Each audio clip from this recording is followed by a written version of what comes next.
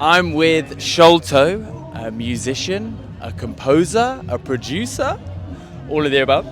And he performed at We Out Here on the first day twice. This is your first time here, isn't it? So can you tell us a little bit about what's been the vibes of the festival for you? Yeah, this is my first time here. It's wicked. It's just honestly, I'm having the best time. Like it's mellow, it's chilled, it's just everyone's lovely, and it just feels like very genuine and sort of unpretentious. And yeah, I could stay for days. Yeah. So with your music, it's very cinematic. It reminds me of vintage cinema, and I want to know, does that influence your sound at all? Yeah, definitely. I'm not really a big film buff. If someone asked me who this director was, I probably wouldn't know. But the chances are I've probably seen the films. Like my parents had loads of old movies knocking about, and they both sort of were, big into it. But I used to just practice watching old movies and stuff, but without the sound on. So I used to practice to them, and that's I think how I ended up seeing a scene and trying to compose something to it. So I've never had the dialogue on. I was always just more interested in the visual aspect and putting the music to the visual than I was the storyline. Yeah. So it's definitely played a part, but I could probably learn more about the actual cinema itself. Yeah.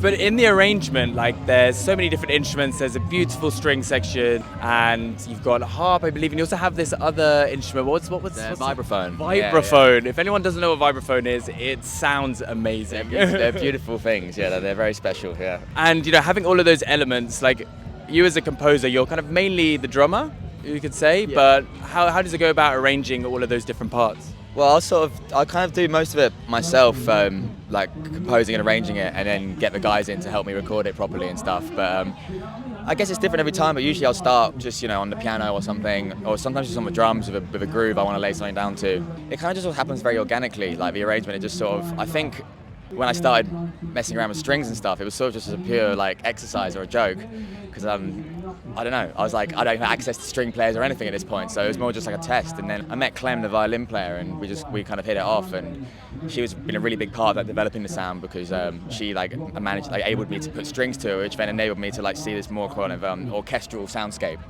And then I met Rachel, the harp player, and harp players are like unicorns. They're they're rare, and she's just amazing and wicked, and they just bring the music to life so well. And so now when I write stuff, I kind of have the people in mind of who I'm kind of arranging for. Yeah. Which kind of helps cement it a bit more. As before, it was just stabbing in the dark, really. Yeah, seeing what happened. You co-run a studio, SFJ, where you do a lot of producing and mixing for others. So how does that change your kind of headspace and your approach to music when it's your own stuff versus mixing and producing for others? Yeah, it's a weird one, because it's kind of that's how I make my bread and butter. Is producing and recording other people, and I think.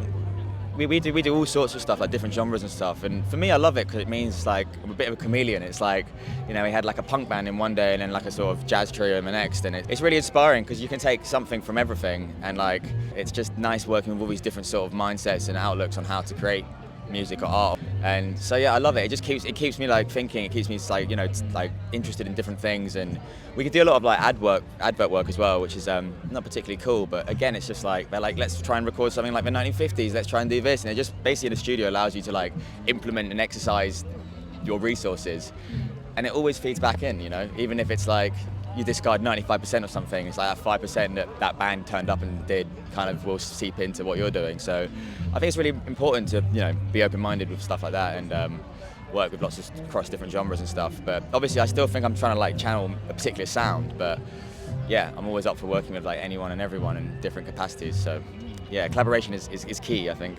I mean, you release so much music, so I think being in that space must just keep the tap running, and then just creative ideas are flowing, right? Yeah, well, I spend all my time there basically. So this is the first time I've been out in a while, but it's just it comes very naturally. It's just it's I feel I have to do it to feel content.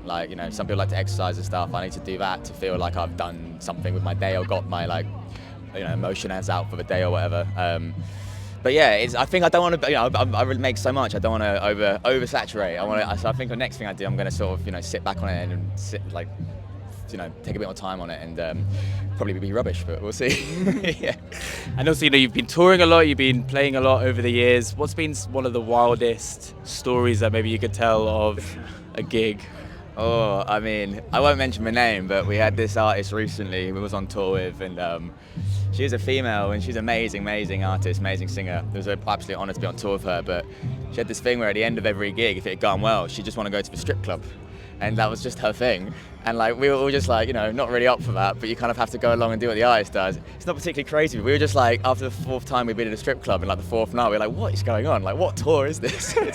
It's mad. But I mean, yeah, that's the first one that springs to mind, probably because it's fresh in the memory. But yeah, seen more strip clubs than I care to have done in the last couple of months. I think it's fair to say musicians are quite quirky, right? Yeah, I think they're all a little bit neurodivergent, but in the best way, I think that's what makes them characters or artists, is the fact they've got this little like something that's not quite there. I don't know. Yeah, I think I feel like quirky is just another word for like not being boring, basically. Yeah, just having something to say or some little interesting thing about you. So yeah, more of that. Yeah. Well, Oscar, Sholto, thank you for being with me, and it's so nice to see you. Thank you. Yeah, it's good to see you. Yeah.